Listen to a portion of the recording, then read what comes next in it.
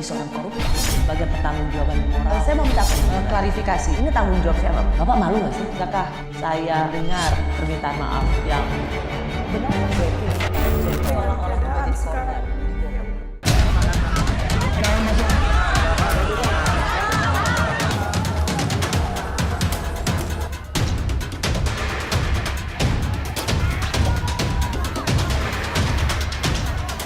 Ya, saya belum tahu maksudnya apa kok perubahan itu terjadi. Tentu kita menyesal itu terjadi, tidak seperti 5 tahun yang lalu. Ya kita kan ngikut aturan KPU juga. Kan saya juga nggak tahu update-nya di sana seperti apa. Kita ngikut aja kok ya. Sama aja. Nggak ada yang menguntungkan siapa-siapa kok. Nggak apa-apa, itu urusan KPU. Saya disuruh debat, setuju, disuruh lomba menggoreng martabak. KPU berupaya meredam kegaduhan format debat Pilpres yang berubah-ubah. Meski keputusan akhirnya, Capres dan Cawapres tetap akan selalu berdampingan dalam seluruh debat. Namun, Capres-Cawapres pendamping tidak berhak bicara dalam debat. Jadi didampingi, kalau yang bicara Capres ya, Cawapres ikut mendampingi, kalau yang bicara Cawapres, Capresnya mendampingi. Yang bicara adalah saat debat Capres ya, Capres yang bicara. Saat debat Cawapres yang bicara yaitu adalah Cawapres.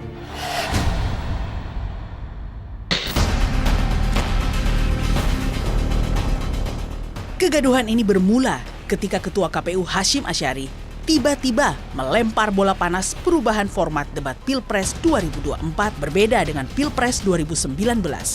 Kini, Cawapres akan didampingi Capres saat melakukan debat. Capres berhak bicara dalam debat Cawapres meski porsinya lebih sedikit. Pada saat debat Capres maka proporsinya Capres untuk bicara lebih banyak ya. Ketika debat Cawapres maka proporsinya Cawapres juga yang lebih banyak. Mengapa dua-duanya harus hadir? Ini juga untuk menunjukkan kepada publik bahwa beliau berdua masing-masing pasangan calon kan teamwork.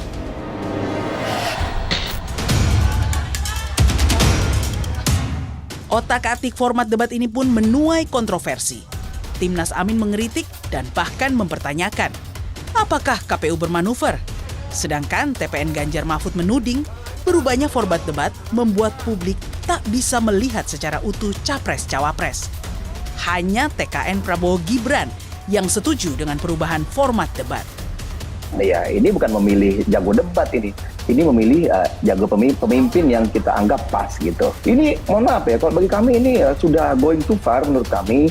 Bagaimana kita di sini seakan-akan KPU itu punya niat jelek gitu, ada upaya tersembunyi di balik ini gitu. Saya kira KPU sangat harus berhati-hati. Ini kan lagi sensitif ya, di saat orang lagi menyoroti putra presiden, malah format debatnya dihapus, diubah dengan meniadakan face to face antara cawapres. Apakah KPU bermanuver di sini? Karena ini menurut saya membuat masyarakat itu tidak mampu atau tidak bisa melihat secara utuh capres ataupun cawapres yang akan mereka pilih nantinya. Ini penting buat kita sebagai bangsa agar kita tidak membeli kucing dalam karung. Kegaduhan lain di KPU adalah dugaan bocornya data daftar pemilih tetap pemilu 2024. Dugaan kebocoran muncul setelah akun Jimbo menjual 252 juta database pemilih 2024 yang diklaim berasal dari situs KPU. Data tersebut dijual 1,1 miliar rupiah di forum daring Bridge Forum. Kalau yang dapat saya analisis gitu, ini adalah benar-benar data DPT ya. Artinya masih ada celah keamanan gitu yang nanti di tahun 2024 bisa digunakan orang untuk masuk, hacker untuk masuk, untuk mengacak-ngacak hasil perhitungan pemilu. Saat ini memang gugus tugas keamanan siber KPU sedang melakukan penelaahan terhadap hal tersebut. Ya, selama ini sih memang website kami bisa terkategori tangguh. Ada ribuan serangan, ada ratusan serangan setiap hari. KPU juga kerap disorot terkait langkah-langkah yang memunculkan kontroversi. Di antaranya saat Bawaslu menyatakan KPU melanggar administrasi pemilu karena mengabaikan keterwakilan 30% caleg perempuan di parpol.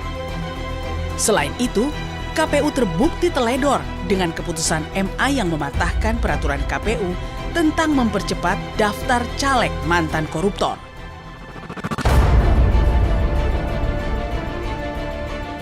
KPU harus segera keluar dari masalah yang tak henti menggoyang agar tak mengusik jalannya pesta demokrasi.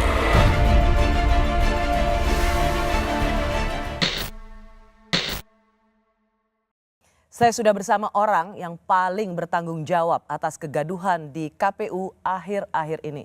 Ia adalah Ketua Komisi Pemilihan Umum Bapak Hashim Ashari. Pak Hashim, terima kasih di tengah waktu kesibukan menyempatkan waktu di Rosi. Terima kasih. Terima kasih, Rosi. Pak Hashim, KPU ini dalam beberapa bulan selalu mendapat sorotan karena dianggap kontroversi. Sampai hari-hari ini terakhir, mulai dari kontroversi soal respon masalah-masalah yang prinsip sampai masalah yang dianggap sepele yaitu debat capres. Pak Hashim, di bawah kepemimpinan Anda, sebenarnya Anda bisa nggak sih KPU ini memberikan satu jaminan bahwa KPU ini bisa kerja dengan benar? Saya sebagai Ketua KPU tidak bekerja sendiri. Kami satu tim, 7 orang anggota KPU dan juga dengan dukungan supporting staff, supporting system dari kesekjenan KPU. Tentu sudah menjadi komitmen kami sejak awal ketika diberikan amanah untuk memimpin penyelenggaraan pemilu 2024, kami bekerja semaksimal mungkin. Dan ukuran yang kami gunakan adalah yang paling penting, pegangan terhadap ketentuan yang diatur di Undang-Undang Pemilu. Itu pada prinsipnya yang kita upayakan. Ya. Maaf Pak Hashim, pertanyaan saya awal ini untuk sebenarnya bagian dari keraguan publik terhadap KPU. Nah, hal yang paling simpel saja soal debat.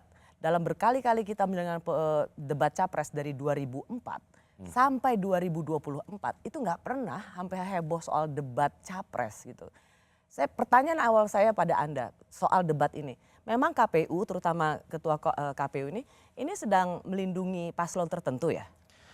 Saya bekerja dan KPU bekerja menurut undang-undang. Kalau kita baca undang-undang pemilu, rumusan yang digunakan kan debat pasangan calon. Dan kemudian di dalam penjelasannya, debat ini salah satu metode kampanye ya untuk pemilu presiden.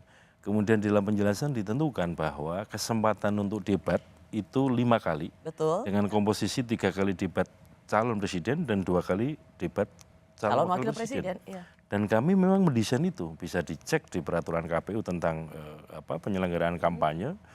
Dan kita tidak keluar dari yang ditentukan itu. Dan kalau kita cek misalkan perbandingannya dengan pemilu 2019, cawapres cuma tampil sekali dengan undang-undang yang sama. Dan kami mendesain debat cawapres 2 kali. Karena itu saya terus terang agak kaget ketika muncul media bahwa debat cawapres ditiadakan. Saya bilang, ini informasi dari mana? Padahal di internal KPU dan ketika rapat dengan tim pasangan calon 29 November yang lalu, situasinya ya memang bersepakat. Aturannya begini, debat capres kesempatannya 3 kali dan debat cawapres 2 kali. Nggak ada motif, nggak ada pikiran, nggak ada niat untuk menghapus debat cawapres. Justru kami ingin katakanlah ya mengembalikan porsi bahwa memang debat cawapres itu kesempatannya 2 kali. Ya. Pak Hashim, mungkin begini, kalau kita flashback itu ketika FGD pertama antara KPU dan masing-masing tim pasangan calon, Pak Hashim sebagai ketua KPU itu langsung bilang bahwa ya ini karena bagaimana paslon duit tunggal supaya mereka kompak. Itu ditangkap orang bahwa debat capres ini ya dua-duanya. Dan orang kan langsung berpikir ini ketua KPU ini lagi mau melindungi pasangan calon presiden dan wakil presiden, terutama ingin melindungi wakil presiden supaya tidak tampil debat sendirian gitu. Ini Anda harus klarifikasi. Memang Anda sedang melindungi calon wakil presiden Mas Gibran supaya tidak berhadapan dengan Caimin dan Pak Mahfud? Kepikiran aja enggak, apalagi punya niat ya. Dan yang ingin saya tanyakan, orang-orang dari tim pasangan calon yang ikut hadir dalam rapat, saya cek satu persatu media nggak ada yang bicara tentang itu. Ini karena ada yang menulis berita bahwa seolah-olah debat cawapres ditiadakan. Padahal yang kami maksud adalah yang namanya debat pasangan calon kan tampil berdua pasangan calon. Bahwa kemudian saat debat capres yang bicara capres, kemudian debat cawapres yang bicara adalah cawapres. Harusnya itu clear dong. Nah, dan pada saat itu 29 November belum ada keputusan atau kesimpulan apa-apa. Tapi yang ditulis oleh media itu menyebut bahwa KPU sudah menetapkan. Sehingga saya bilang, dari mana menetapkan? Oh, ini masih pertemuan pertama. Pada tanggal 29 November KPU masih memberi kesempatan kepada 3 pasangan calon, tim 3 pasangan calon yang hadir pada rapat itu. Kami mohon memberikan catatan, usulan tertulis. Supaya kemudian, karena begini, rapat pertama ini kan tim yang hadir. Ya. Apa yang dijadikan pembicaraan di situ dikonsultasikan dengan pasangan calon dan juga dikonsultasikan dengan apa? Tim besarnya lah, tim Sebenarnya kampanye. ini kan terjadi dalam setiap 5 tahunan sekali. Betul, biasa dan nggak ada apa-apa sebetulnya. Karena ada yang menulis misleading kayak begitu dan kecenderungannya disinformasi ya. Kemudian saya sampaikan kepada teman-teman wartawan yang katakanlah yang hari-hari ngepost di KPU ini gimana ceritanya kok Ya, bisa tapi ada saya yang nulis begitu. gini Pak, soal kenapa ini menjadi salah tangkap itu tidak lepas dari kontribusi Ketua KPU Pak Hashim. Karena Betul. Pak Hashim di FGD pertama itu Bapak langsung mengatakan supaya mereka tampil kompak calon presiden dan calon wakil presiden. Kan karena itu langsung ditangkap, tidak ada yang jadi kemudian menulisnya aneh-aneh karena Ketua KPU sendiri langsung menyebut bahwa mereka tampil berdua. Betul. Tapi kan tidak ada Secara terang benderang mengatakan tidak ada debat calon wakil presiden. Tidak ada teman Pak. saya yang menyatakan bahwa tidak ada debat cawapres atau debat cawapres dihapus atau dihilangkan. Enggak ada. Saya enggak pernah menyatakan. Anda memang tidak mengatakan demikian, Betul. tapi Anda mengatakan supaya mereka tampil kompak berdua. Sebenarnya waktu itu Bapak memang mau mengubah format, tapi kemudian jadi rame atau Bapak salah feeding waktu itu? Yang saya bayangkan ya, karena memang ketentuan undang-undang ini debat pasangan calon, sehingga tampil pasangan calon. Bahwa kemudian proporsi bicaranya saat debat capres yang bicara capres, saat debat cawapres yang bicara cawapres ya. Dan itu pun tanggal 29 November masih pertemuan awal, pertemuan permulaan. Sehingga apa-apa yang jadi bahan diskusi di situ, kita minta untuk dibawa pulang dan dibicarakan dengan pasangan calon dan tim. Tim besarnya ya, tim kampanye besar. Bahkan kami minta tolong dibuat catatan tertulis supaya apa yang disampaikan itu katakanlah termemorikan atau ada catatannya supaya bisa terkonfirmasi benar nggak mengusulkan ini, benar nggak mengusulkan ini. Jadi di antara tim pasangan calon sepanjang yang saya ingat juga nggak ada yang kemudian mengusulkan nggak ada debat cawapres itu nggak ada. Karena memang bertahun-tahun selalu ada setiap 5 tahunan sekali. Tapi gini intinya kami di KPU justru menegaskan proporsinya debat cawapres 2 kali. Gitu. Setelah kita cek dari situasi yang lalu kan debat yang khusus cawapres cuma 1 kali. Jadi kalau misalnya disebut KPU mau mengubah format, sebetulnya dalam rangka untuk mengembalikan kepada ketentuan norma yang ada di perundang-undangan. Bahwa debatnya capres 3 kali, cawapres 2 kali. Jadi kepikiran saja tidak, apalagi berniat untuk katakanlah menghilangkan debat cawapres atau katakanlah menghindarkan seseorang untuk debat dengan orang yang lain, enggak ada. Oke. Pak Hashim kalau gitu saya mau minta klarifikasi supaya clear nih. Jadi ini tinggal 5 hari lagi loh Pak. Ini kita bicara ini sekarang tanggal 7 Desember, 5 hari lagi 12 Desember itu debat cawapres pertama. Dalam 5 kali debat, jadi biar clear. Debat capres-cawapres yang sama-sama itu berapa kali? 5 kali debat semua pasangan calon hadir. Ya. Debat pertama debat capres itu yang punya kesempatan bicara capres. Hanya capres? Capres. Tampil untuk menjawab, merespon, dan memberikan paparan capres. Debat kedua cawapres yang bicara juga hanya cawapres. Hanya cawapres? Cawapres. Sendiri? Sendiri. Yang bicara ya, bahwa kemudian dia tampil berdua sambil berdiskusi kan urusan mereka. Nah ini kita supaya orang clear, itu nggak usah ditambah-tambahin. Orang tuh hanya ingin dengar di podium betul, itu yang debatnya siapa. Iya, kalau saya katakan debat capres ya kesempatan bicara capres. Ya. Debat kedua cawapres yang bicara cawapres. Debat ketiga jatahnya capres yang bicara capres. Yang debat antar capres. Yang keempat debat cawapres yang bicara antar Hanya cawapres. Cawapres. Terakhir debat jatahnya capres, yang bicara juga capres. Gitu. Itu kesepakatan terakhir yang kemudian dilakukan pada rapat tanggal 6 Desember kemarin. Baik. Jadi Ini udah final belum Pak? Sudah. Soal formatnya? Sudah ya? ada cara pandang yang sama, sudah ada titik temu yang sama, sudah ada pemahaman yang sama antara KPU dengan semua tim pasangan calon. Berarti hari ini Kamis tanggal 7 Desember sudah ada klarifikasi, semoga ini mengklirkan masalah bahwa untuk format debat dimulai tanggal 12 Desember nanti ada 5 kali debat, 3 kali debat hanya calon presiden dan 2 kali debat hanya calon wakil presiden. Betul. Baik.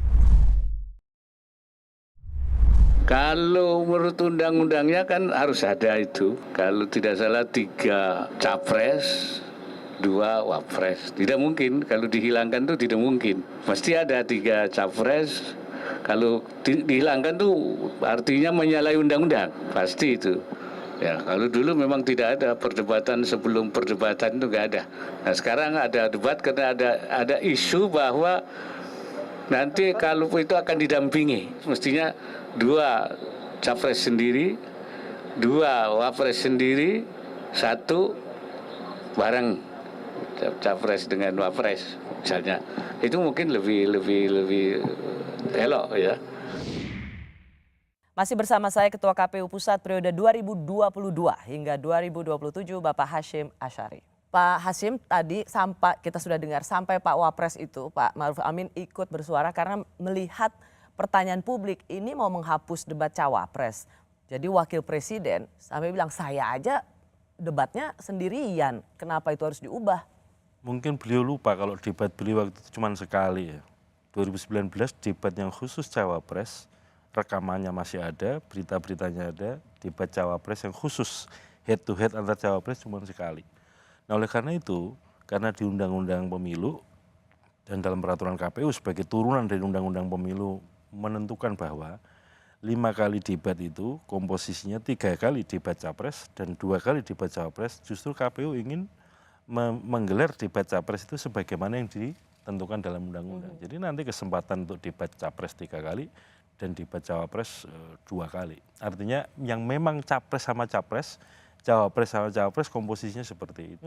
Pak Hasyim sudah menerangkan, mengklarifikasi di program Rosi ini soal 5 kali debat capres, 2 calon presiden saling berhadapan dan 3 debat calon presiden saling berhadapan dan 2 debat calon wakil presiden berhadapan.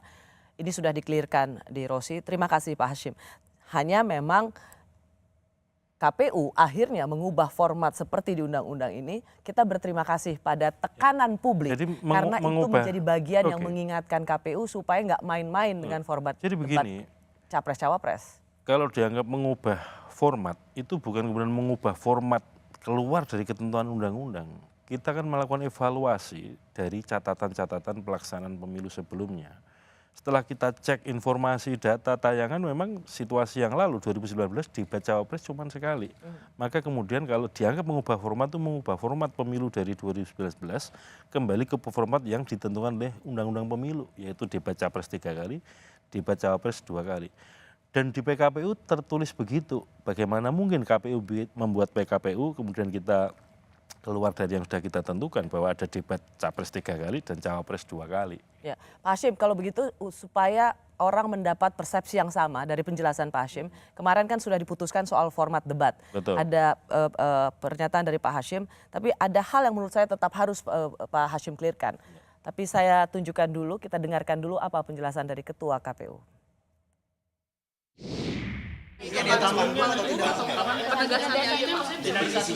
Dua-duanya dipanggang atau salah satu ada di... Yang namanya didampingin di sebelahnya kan. Berarti menjadi pajangan dong Pak, kalau misalnya yang ngomong capres aja, cawapres dia maju. Misalkan sebelum capres jawab, boleh diskusi dulu sama capres. Soal beliau berdiskusi atau tidak kan urusan capres cawapres. Yang bicara adalah saat debat capres ya, capres yang bicara. Saat debat cawapres yang bicara yaitu adalah cawapres. Berarti bisa saling bantu ya Pak nanti di atas podium. Silakan ditafsirkan sendiri Mbak. Terima kasih. Nah, penjelasan Bapak kemarin ini juga bisa membuat orang menafsirkan macam-macam. Kan harusnya debat cawapres masih bisa dibantu dong sama-sama di podium. Kemudian jadi presiden capresnya pajangan. Itu sebenarnya Anda ngejawab ke wartawan kok juga kayak kemana-mana sih Pak Hashim? Sebenarnya begini loh, urusan begitu kan tidak urusannya KPU ya. Urusan KPU itu memberikan porsi saatnya debat capres, capres yang bicara. Sudah saya tegaskan tadi. Ya. Saat debatnya cawapres, cawapres yang bicara. Kemudian dia ngomong, kalau begitu yang lain nggak bicara cuma pajangan. Masa saya mau komentari urusan beginian? Saya skip, saya nggak komentar itu. Tapi begitu ditanya misalkan, kalau begitu boleh diskusi di antara mereka. Itu urusan beliau, pasangan calon. KPU nggak ngurusi itu. Tetapi intinya yang katakanlah kesempatan untuk bicara kepada publik untuk merespon pertanyaan atau merespon isu tema yang diperdebatkan, ya kesempatannya kalau debat capres, capres.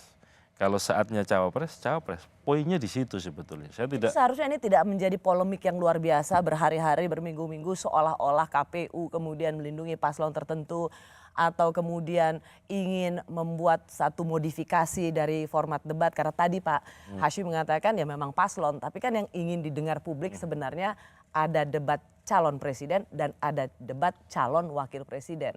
Loud and clear harusnya itu bisa dijelaskan dari awal.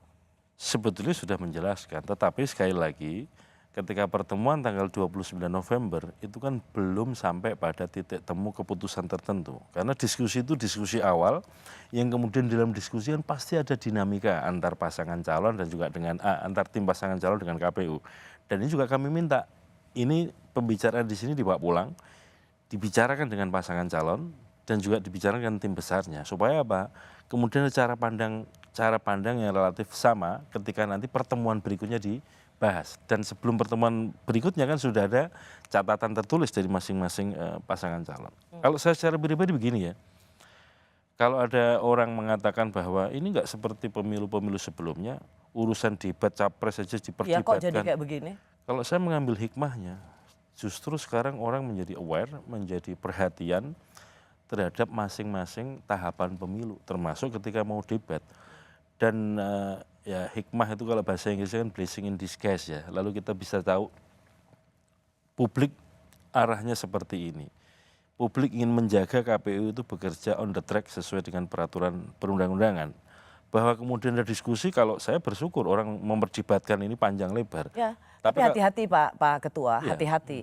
Karena jangan sampai alert atau ramainya atau ingatan publik tentang mengingatkan KPU oleh publik ini jangan sampai membuka ruang orang distrust pada KPU. Jangan sampai kemudian hanya gara-gara ada hal yang prinsip yang nanti saya ingin tanyakan soal data kebocoran dan lain sebagainya, soal debat yang bisa dibilang sangat simpel dari seluruh pekerjaan kompleks KPU aja, seolah-olah KPU ini nggak kerja profesional. Intinya maksud saya betul boleh menjadi perhatian publik, tapi jangan sampai membuka ruang KPU melahirkan ketidakpercayaan publik pada lembaga yang harus menjadi wasit di pemilu ini. Nah Pak, saya mau tanya lagi, akhirnya kita bisa mendapat jawaban clear, tidak lagi diperdebatkan soal debat capres dan cawapres. Pak, ada kemudian pertanyaan, karena ada keinginan dari paslon, tidak usah ada saling menyanggah.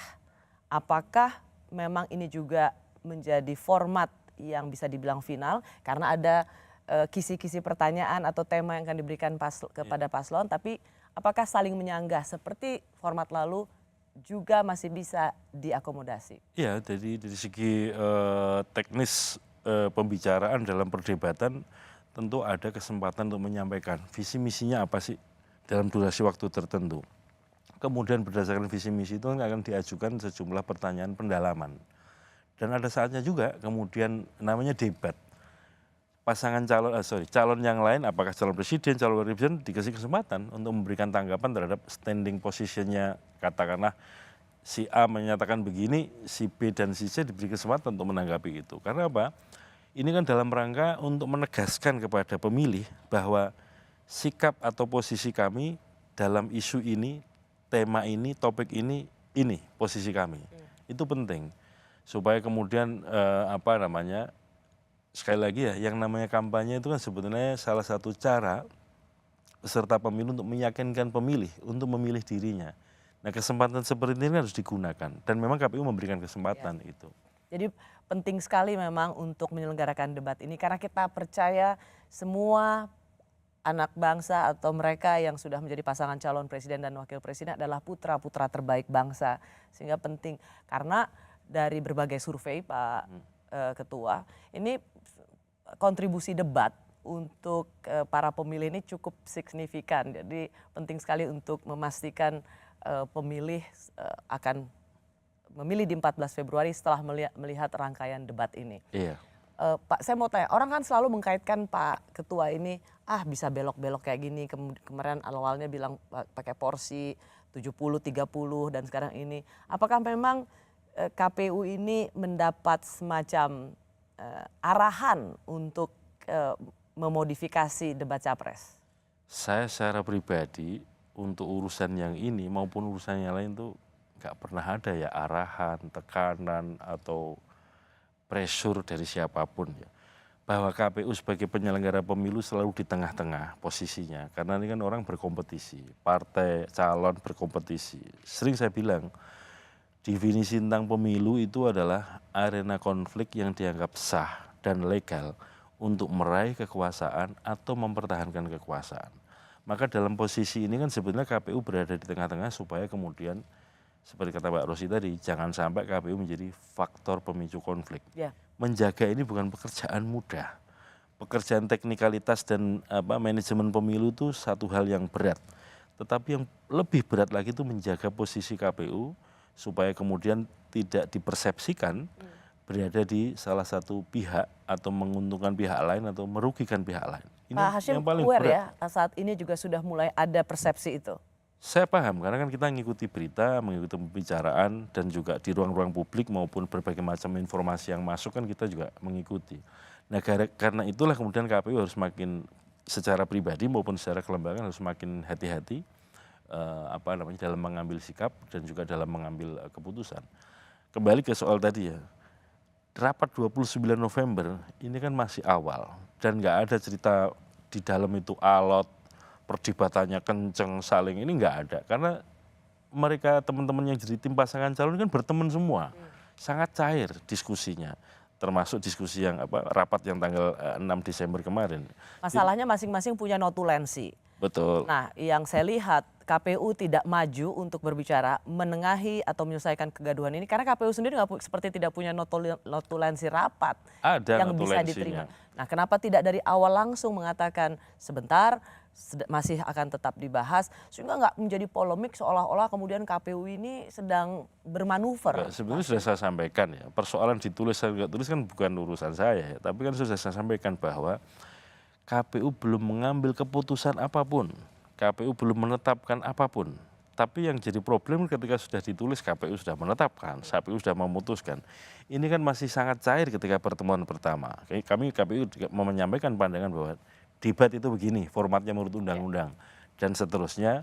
Silahkan diskusi di sini dan kemudian nanti dimatangkan lagi dengan menyampaikan usulan tertulis. Itu untuk jadi bahan rapat berikutnya yang kita selenggarakan tanggal 6 Desember kemarin. Ya. Alhamdulillah kemarin kan kemudian ada titik temu antara KPU dengan pasangan calon untuk format debat dan seterusnya. Catatan saya dan saya rasa banyak yang juga ikut mengamati ini, Pak Hashim, ini seharusnya debat ini nggak dibahas berlarut-larut sampai tinggal 5 hari loh. Dari hari ini kita bicara sampai hari Selasa depan 5 hari ini sebenarnya agak beresiko.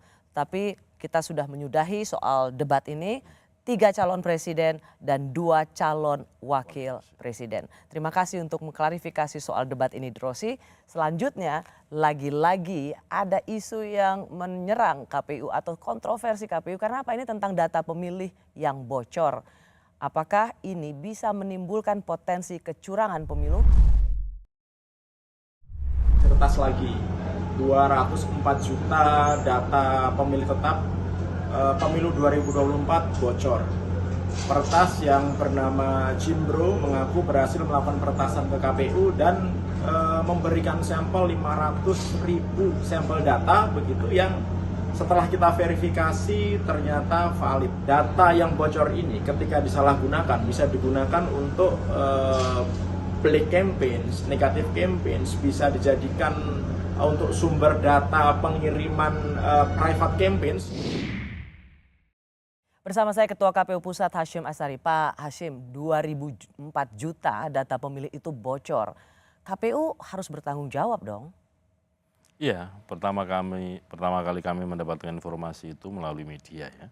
Dan kemudian kami karena sejak awal ada tim yang dibentuk kerjasama KPU dengan beberapa lembaga, dengan Kementerian Kominfo, BSSN, kemudian Cybercrime Mabes Polri, dan juga BIN, yang khusus tugasnya untuk katakanlah membantu KPU memberikan support untuk urusan perlindungan data, kemudian sistem IT KPU. Sehingga begitu ada informasi itu, kemudian kami segera melakukan koordinasi dengan lembaga-lembaga yang secara kelembagaan memang tugas fungsinya itu. Pak, tapi kami menangkap respons KPU ini sangat lambat, sama sekali tidak menjawab ketakutan publik. 204 juta data pemilu bocor ini nggak main-main loh, Pak Hasim. Betul, KPU harus hati-hati. Maksud saya hati-hati begini, karena yang punya tugas fungsi, punya keahlian secara kelembagaan, lembaga-lembaga yang saya sebutkan tadi, kemudian kami minta tolong untuk memastikan, untuk menelusuri situasinya sesungguhnya seperti apa. Kalau sudah ketahuan situasinya, kemudian kami minta rekomendasi apa yang harus dilakukan oleh KPU.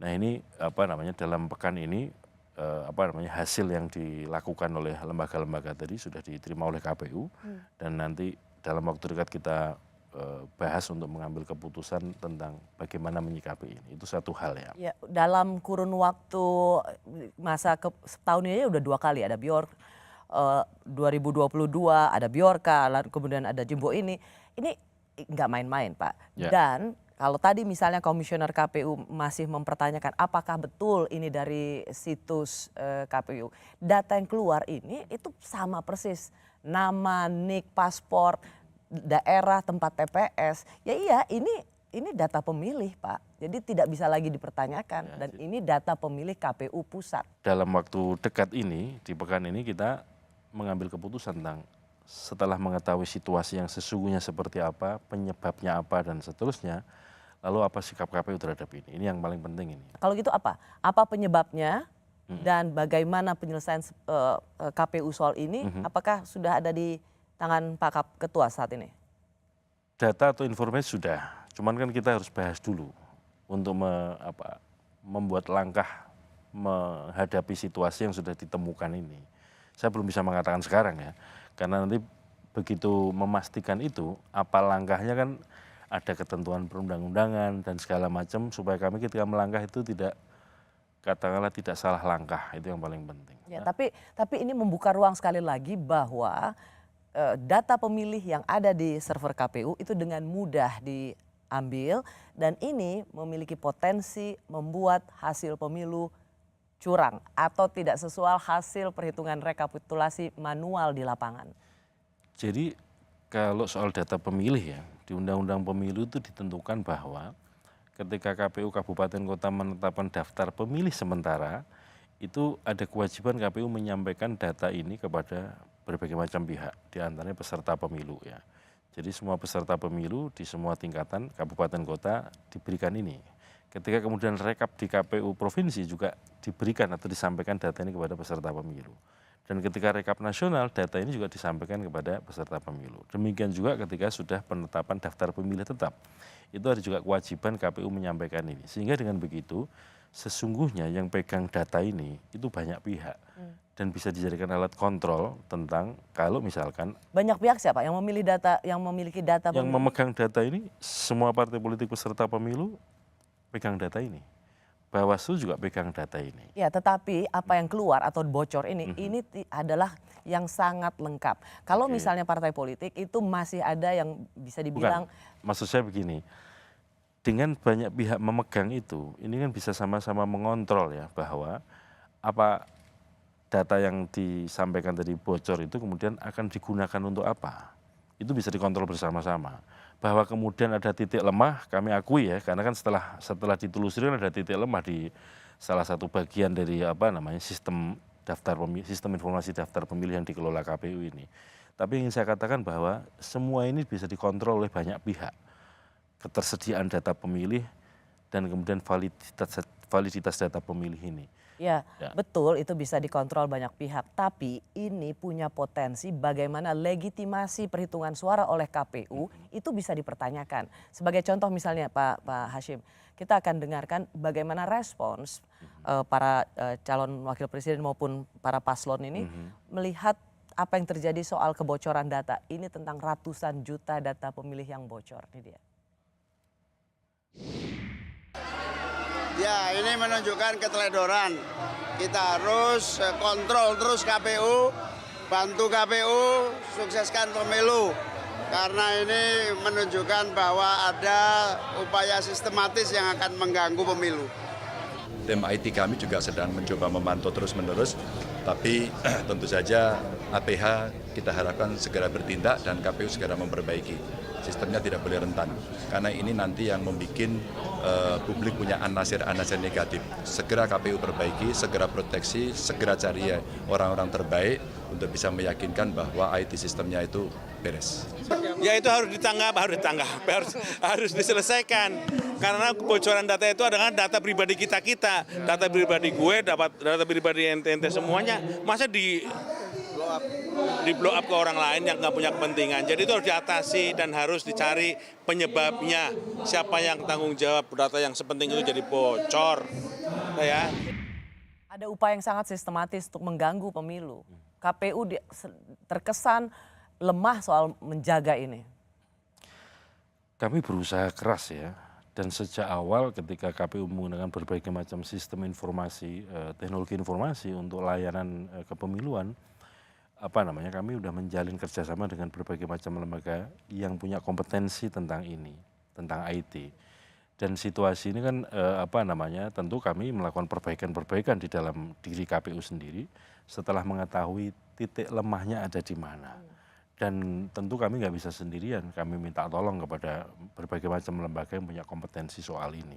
Ya Pak Hashim, termasuk, maaf ya, kok kayak lama banget, ini udah dari mulai peristiwa ini terjadi, ini saat kita bicara saat ini udah hampir 3 minggu loh.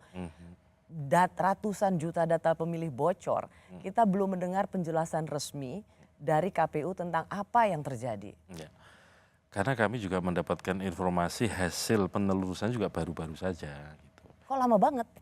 Ya kan menelusuri kan nggak kemudian di luar kemampuan KPU ya. Ada lembaga yang menelusuri ini. Kami mendapatkan informasi resminya, surat yang kami terima kan juga baru 1-2 hari ini. Ini kan juga kami juga harus hati-hati menanggapi ini. Dan setelah mendapatkan surat ini, mendapatkan hasil kajiannya, kita harus rapat dulu dengan tim di internal KPU maupun dengan lembaga-lembaga yang punya kompetensi tentang ini. Oke lah, ada koordinasi, termasuk ada urusan penegakan hukumnya ya. Iya, tapi ini tentang data pemilih yang orang kemudian, wah berarti paling enggak 204 juta suara itu atau data pemilih itu bisa dipakai untuk memanipulasi hasil pemilu. Untuk pemilu 2024 menggunakan sistem informasi Sirekap, sistem informasi rekapitulasi hasil penghitungan suara sebagaimana yang sudah kita gunakan untuk Pilkada 2020. Itu alat bantu untuk mempercepat dan memudahkan publikasi. Dan kami tidak menampik misalkan ketika di sebuah TPS ada salah hitung, ini karena keteledoran atau karena manipulasi, itu juga pasti terkonfirmasi atau terverifikasi oleh KPU. Sehingga kemudian ada mekanisme koreksi di tingkat berikutnya. Jadi kalau urusan penghitungan suara di TPS ya, karena semua ini kan berasal dari TPS.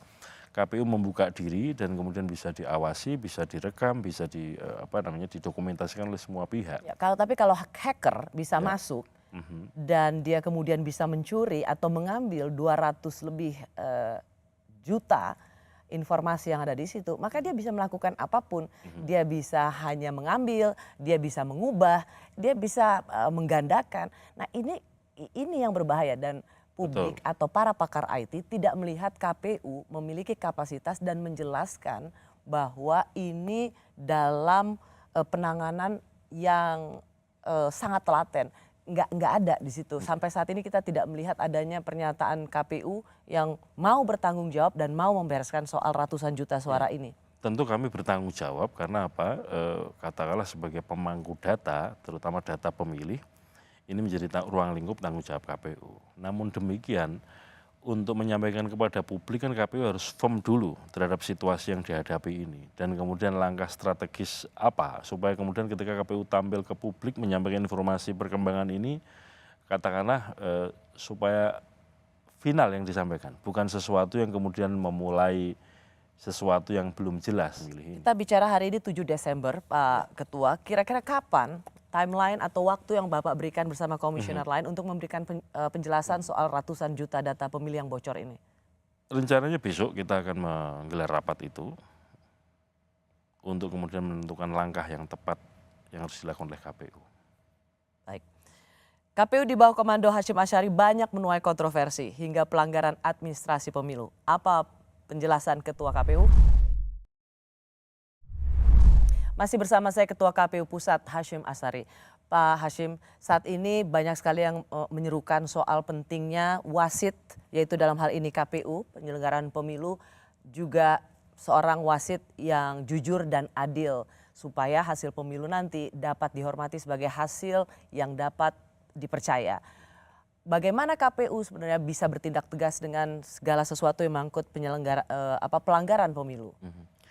Jadi kalau urusan KPU sebagai penyelenggara pemilu, penyelenggara teknis kepemiluan, kalau ada tindakan yang dianggap atau diduga pelanggaran, ada lembaga lain yang punya kewenangan itu, buat penilaian dan kemudian memproses. Bawaslu misalnya? Ya, Bawaslu. Gitu. Jadi dalam situasi kalau ada masyarakat melihat atau menyaksikan sebuah tindakan yang itu dalam pandangan mereka masuk kategori pelanggaran, ada mekanisme yang dilaporkan ke teman-teman Bawaslu. Dan di Bawaslu punya mekanisme untuk menangani ini. Oke, karena yang lagi rame saya harus ingin juga dipertanyakan tidak saja publik, tapi kemudian mereka yang mengutarakan pertanyaan di sosial media, yaitu soal pelanggaran antara bagi-bagi uang, bagi-bagi susu. Ini kok KPU dan Bawaslu berbeda pandangan soal ini. Kita dengarkan seperti apa perbedaannya.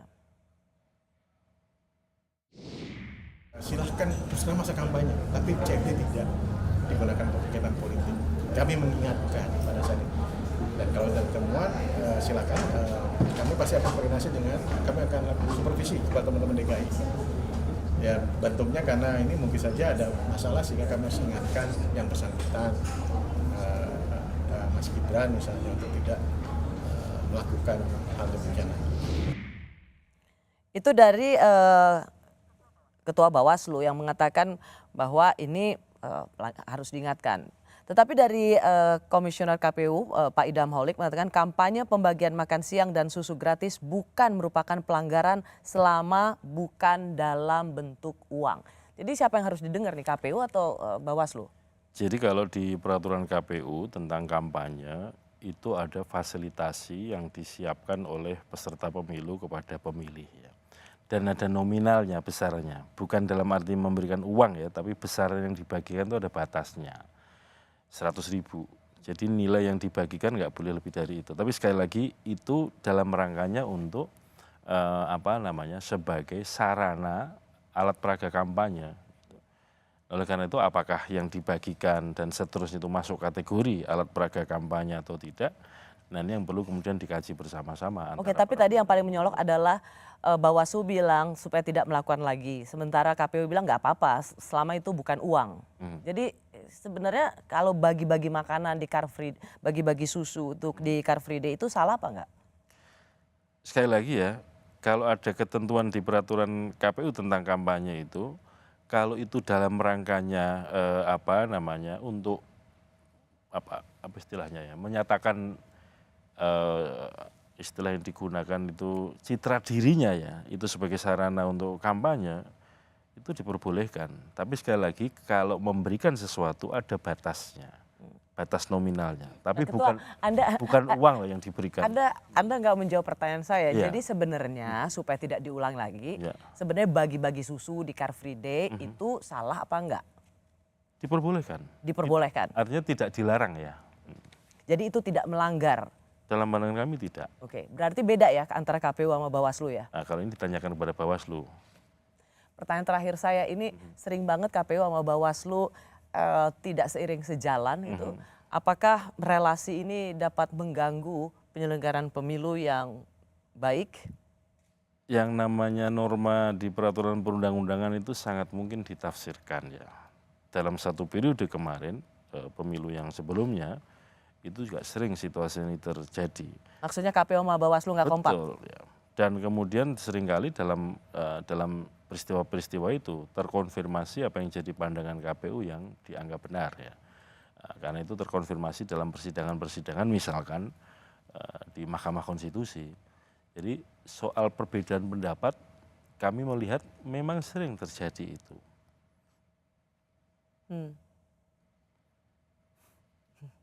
Karena masing-masing punya pandangan ya. Tapi kalau KPU sudah kalau misalnya punya pandangan dan kemudian itu dituangkan dalam kebijakan tertulis misalkan PKPU, itu juga ada ketentuannya di Undang-Undang Pemilu. Ya. Kenapa saya tanyakan ini Pak Ketua, karena sering saling melaporkan di DKPP. Nggak pernah KPU melaporkan. Ya, Bawaslu melaporkan selalu terlapor. KPU di DKPP. Semoga relasi apapun yang terjadi antara KPU dan Bawaslu tidak mempengaruhi penyelenggaraan pemilu di 2024. Semoga saja. Baik pemilu nasional maupun untuk pilkada. Terima kasih Pak Hashim Asyari sudah meluangkan waktu di Rosi.